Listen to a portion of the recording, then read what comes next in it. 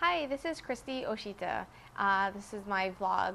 I just wanted to say hi to everyone, and I'm a little nervous because tonight I'm going to be starting my 8-day silent meditation at the Diamond Sangha at the Palolo Zen Center in Hawaii. I did it last year, and it was very difficult. I won't lie. I went through, I think, every emotion possible, being afraid, being sad, being angry. I cried, I felt alone, I felt joy, I felt a lot of peace, I felt happiness, and back and forth. So I did it, and it was really difficult, and I wasn't quite sure if I was going to do it again right after, but as time went on and I experienced the year, I just felt like it affected me so much. So I've been talking to a lot of people, and they've been asking me, what do you do during in an 8-day silent meditation for the one that I'm doing? And I don't think it's not the same as Vipassana. It's a little bit it's basically probably similar, but maybe techniques a little different. However, I'm not, to me, the fact that if anyone wants to sit down for 8 days and really just not talk, I think that's helpful. So whichever form of Zen you do, I think that's great. But I just wanted to explain to you what I'll be doing, and if you're interested, I'll be happy to explain it to you, and maybe it's something that you feel might help you in your life. We're all busy, and it's a little crazy. So basically, for 8 days, it's going to start tonight, Wednesday night around 5. We're going to go over, do introductions and kind of rules and setup. We'll probably do a meditation. And then the next 7 days, we're going to have, I think it's about 3 sections of about three hours of meditations. We wake up, I think, around 4:30 or 5. It's really early, and we do a quick exercise just to get our blood going, and then we go into meditation. The meditation is about 25 minutes. Then we do a 10-minute, I can't remember what's the word, a walking meditation, and there's a specific word that I know for it. We do 10 minutes, and then we sit back down and we do it again. So if we're doing it for about 3 hours, and that's about six times we do it, then we'll go and eat breakfast. Then if your chore is breakfast or something, then you'll go and do your chore. Some people, their job is preparing breakfast, so halfway through one shift, they'll go downstairs and prepare breakfast. So it's a community thing. This isn't necessarily like a retreat where you go and just a minute. Like a yoga retreat, you're kind of at a retreat center. It's really more temple feeling, so more intense, that you're there to meditate, not necessarily to relax. So after you have the breakfast, then you have your little break. You can walk around or something. You don't talk the whole time. You do this another shift of meditation, and then you have lunch, and then more meditation. Same thing, 25 minutes of sitting meditation, 10 minutes, or maybe it's 8 minutes of walking. And then in the afternoon, the later afternoon, there's Doksan, sorry, that's, you have a Dharma assembly. So you listen to the Zen teacher, and they have a koan. 90% of the time I didn't understand them, but that's maybe the point. And then students can ask questions. And then you have, I think, maybe a little bit more meditation, and then you have dinner. I can't remember, and there's a specific way you eat dinner too. That's not the point. And then you have evening meditation, and then you brush your teeth and you go to sleep, if you want to brush your teeth. And then you do it again. Me explaining this is freaking me out. I'm like, oh my God, I don't know if I can do this. If you know me, I have like a mind that doesn't stop working. I don't know if that's a good thing. So, I don't know, I'm nervous. Why am I doing this? But the thing is I was meditating yesterday. I hadn't meditated for a day. I usually try to do about 30 minutes a day. And and I kept letting go. And I'm going to talk about exactly what meditating is, the type of meditation I do in a second. And I was like, I was sitting there and I was like, let go, watch my breath.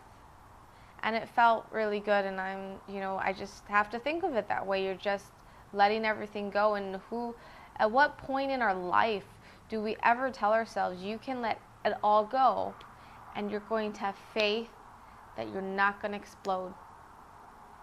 You're going to sit there, you're going to breathe, and you're going to let every thought, every idea, every story, every fear we have, we're going to let it go and let it do whatever it needs to do, and we're going to be here, and we're going to be okay. And it turned out I was okay. I came out alive. So that seems to be true, and I actually had a really good year. I'm gonna tell you a few really cool things that happened. Well, I get scared. I have my fears, maybe more so than others. And there was this one week after, I was in New York City and we were managing classes and I was stressing out. I mean, I felt like things were happening, but maybe I meditated a little bit more that week, and I knew everything was going to be okay. Like I just knew. And people were mad about maybe something, maybe their tennis class didn't go well, or something, subway issues and crises that happen when running a business. And I just felt like, just keep going. Everything's okay. And it doesn't mean I changed what I did. I didn't stop caring. I tried my hardest, but I was able to not get fixated on a problem and make a determination about life and the day and the world from one thing. I was able to say, this is an issue, we're going to take care of it, but it doesn't decide everything. And it gave me perspective. And last 2 weeks, it felt pretty good. And then I started to I lost a little bit. And so meditation, it's there, and sometimes you just feel it more than others, but it's just there in the background. And it honestly is awesome. I don't know if I showed enough excitement in that little blurb there, but it was awesome. It's awesome. And there'll be days where I'll just feel it, and I'll just feel it in the back of me, and I'll just feel like everything is okay, even though can be a complete stress ball. So I hope that might be inspiring to you. I've really been pretty much meditating at least 30 minutes a day. Of course, maybe I'll miss it once a week, and then I try to do 1 to 2 hours during the weekend. And it's if you ever feel like you experience a lot of anxiety, if there's ever a day you feel like sits crawling under your bed, it really could be fear. And it's okay. It's okay to have fear.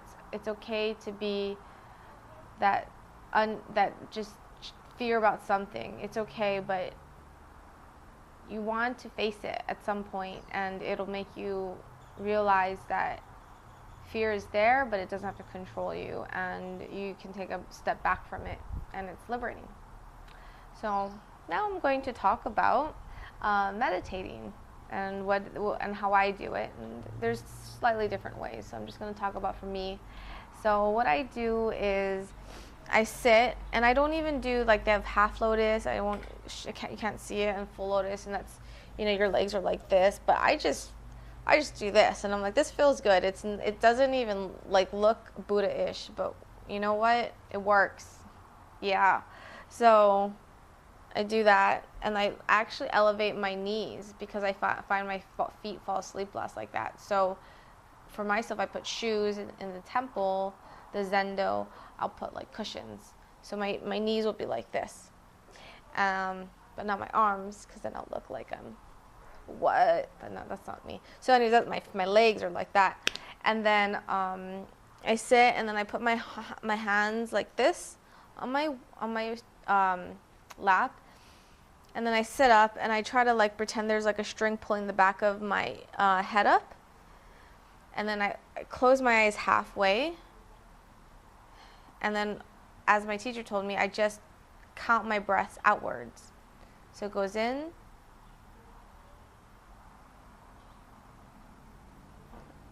and then go 1, in, 2, in,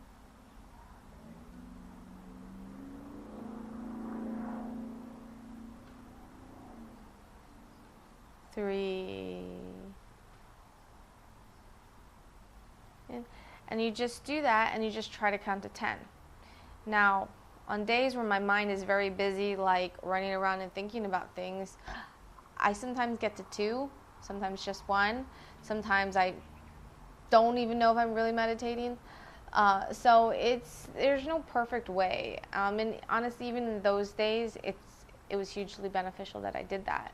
So if you want to sit down and try it, just exactly what I did, you just try to count to 10.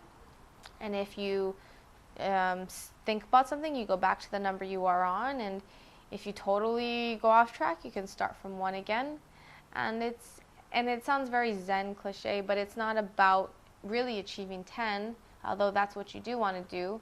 It's just about going back and letting go and practicing every day. Just like you're playing tennis, you hit a good shot, sometimes you hit a great shot, sometimes you go back and you keep practicing your method. So that's all it is. And so I'm going to share with you some insights that I experienced while I was meditating last year. First of all, letting it go, I really had to ask my Zen teacher. I'm like, are you sure? Because sometimes I got really good ideas, and I think I need to write it down because now I'm a millionaire. But he's like, no, you just gotta let it all go.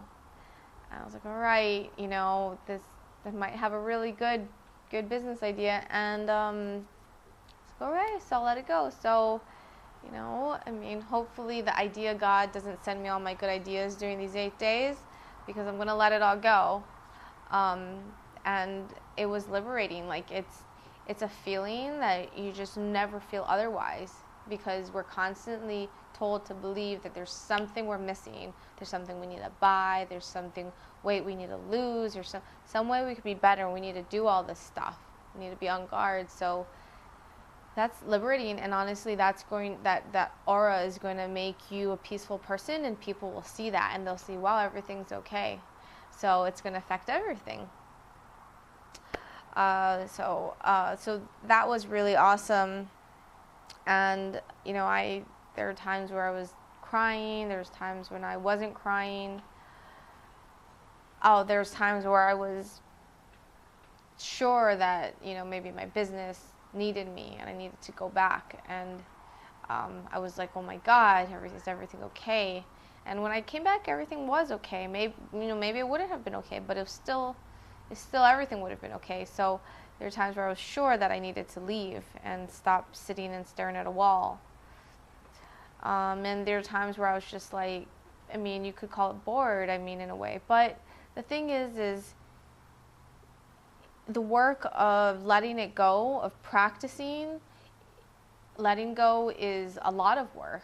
We have so many thoughts. So it's not like I just become like, I'm totally counting and I'm like, this is so easy. It's a huge challenge. So I never run out of the challenge of trying to let go. So in that way, I'm never really bored. I'm never unchallenged, because there's a lot of letting go I need to do. So in my opinion, you don't get really, really bored unless you stop trying. Then you can be bored, right? So maybe, that's one thing. It's not too bad like that. There's so much to practice. I think a lot of fear came up that I had to face, and I felt it. I felt it physically, like as in I felt fear in my body, and that was hard. I didn't like that at all. But in a way, it was also liberating, and I learned a lot from it. And I'm not as afraid of my fear, even though I still have